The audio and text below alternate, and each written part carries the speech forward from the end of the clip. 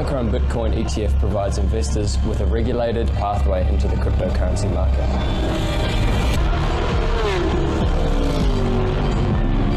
When you're ready to take your investments to the next level, you might want to consider Monaco.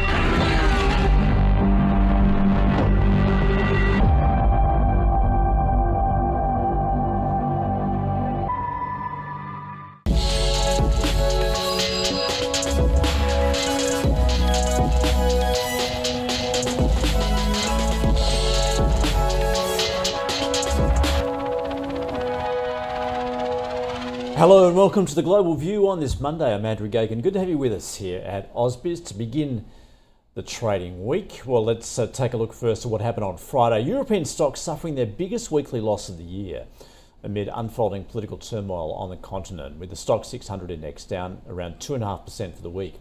Risk aversion by investors saw bond yields fall while both the US dollar and gold strengthened. On Wall Street, the Nasdaq closed at another record high. For the week, the Nasdaq rose 3.2%, the S&P 500 was up more than 1.5%, while the Dow fell 0.5%. Helping lift the Nasdaq were Adobe shares, which surged today after the company raised its annual revenue forecast on more demand for its AI-powered software. Nvidia rose and briefly surpassed Apple as the world's second most valuable company. And US-listed shares of BHP and Rio were both down more than 0.5%.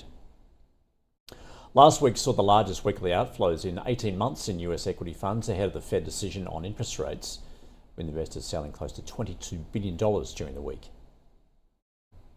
Well, US consumer sentiment deteriorated in June as households worried about inflation and incomes. That's according to the survey by the University of Michigan, which also showed one-year inflation expectations remaining at 3.3%.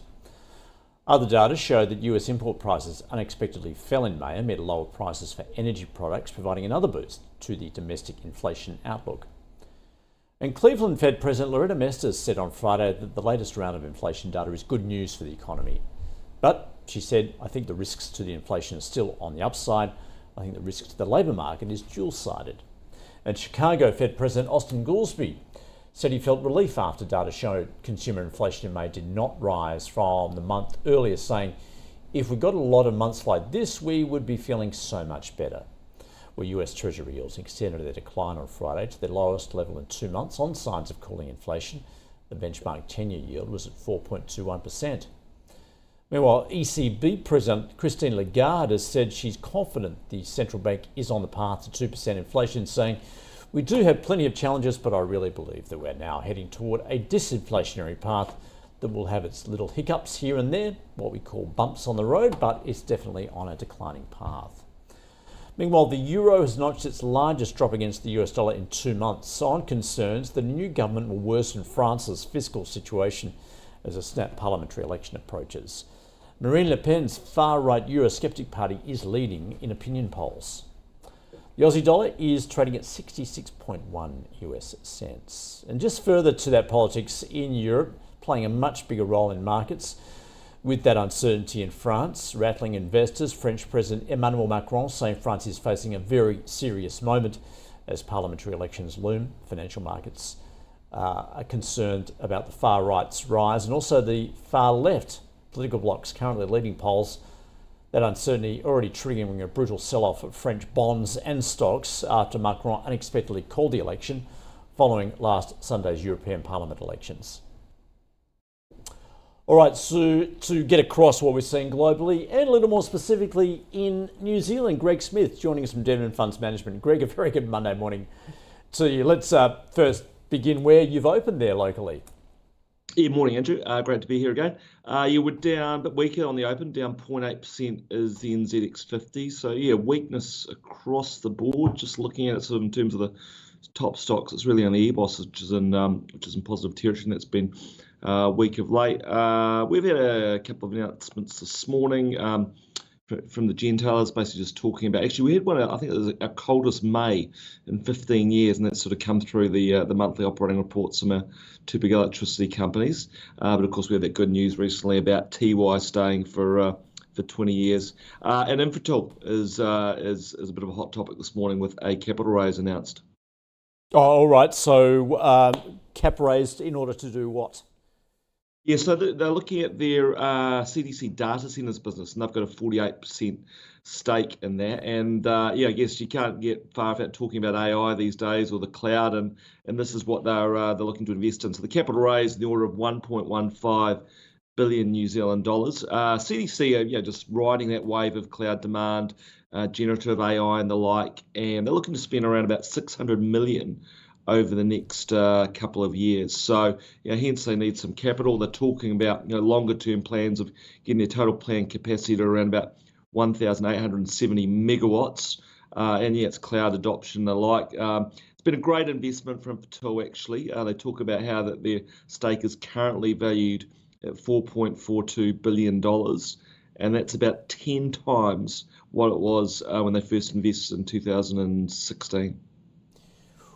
Well, elsewhere, what are you seeing locally, I guess at a macro level there, Greg, that's perhaps influencing, particularly what investors are doing stock-wise? We talk about global inflation. How's it panning out there in New Zealand? I know sort of in particular it's fuel and food that have been a problem. Yeah, it has been, but we actually had some good news there. So food prices, they've had their lowest increase since September 2018. So we're up 0.2% food prices in the 12 months to May.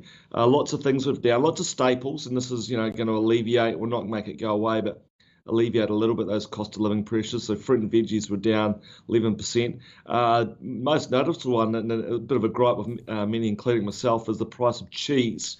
Now your old-fashioned sort of 1 kg block got up to $13.60 in May 2023, and it's now just around $10. So that actually had a pretty big impact on the basket, and obviously influences a lot of people's sort of grocery output, if you like, or grocery spend, should I say. Food prices month on month, if you look from April to May, they were down 0.2%, so they've reversed that trend. And also petrol prices as well, they were down 3% in May.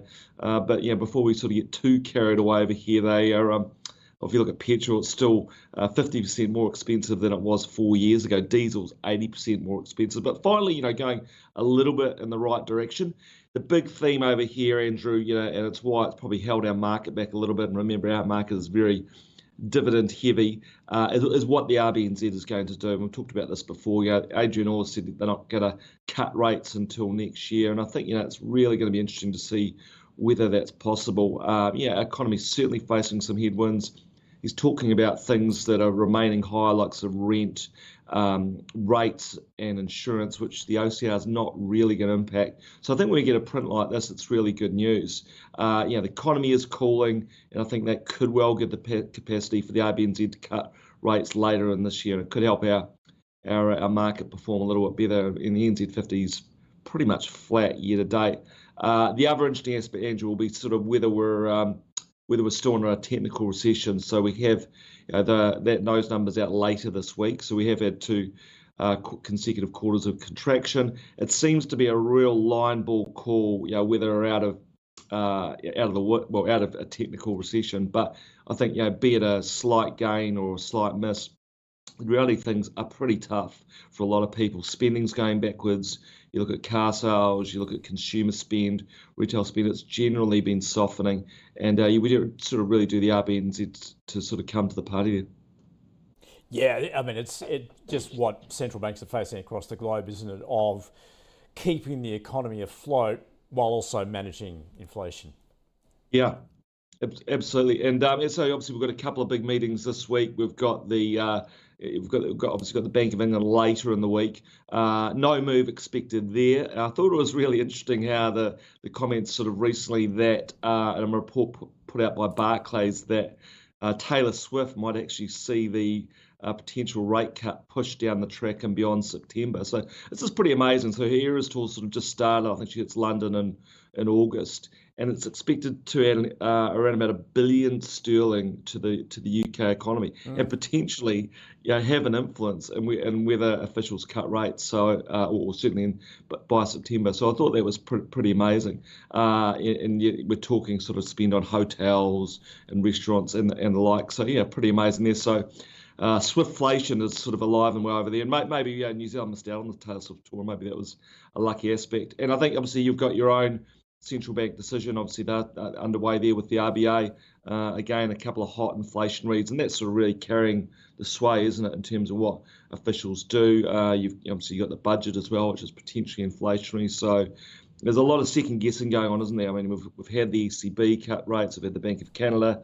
The Fed, you looked at that dot plot last week. It looks like it's a real line ball call whether we get 1 or 2 rate cuts this year. And I don't think it'll take much either way. Just a bit of good data or bad data could change it. And the other thing I just sort of wonder, aside from all this, Andrew, there hasn't really been a lot of talk about it, is the currency implications. Particularly the US starts looking at trading partners that are cutting rates. Is that going to be a factor? I mean, they're meant to be, I suppose, agnostic sort of politically, but that has an economic impact. You had Europe, that's around about 20% of US exports, Canada about 17%. So I think that's going to be an interesting story. And also bringing it back to RBNZ, I think it's going to be very difficult for them sticking hold if a lot of other major central banks have cut rates by the end of the year.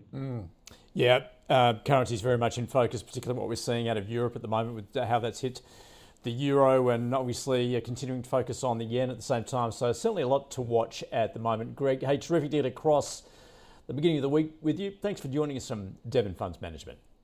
My pleasure. Have a great day. All right, well, we are just a couple of minutes away from the local open here. We are expecting to open lower. It's pretty much reflecting, given the moves we saw on Friday on global markets. So as you can see there, SPI futures off just over 0.1%. All right, stay with us because the open is just a couple of minutes away.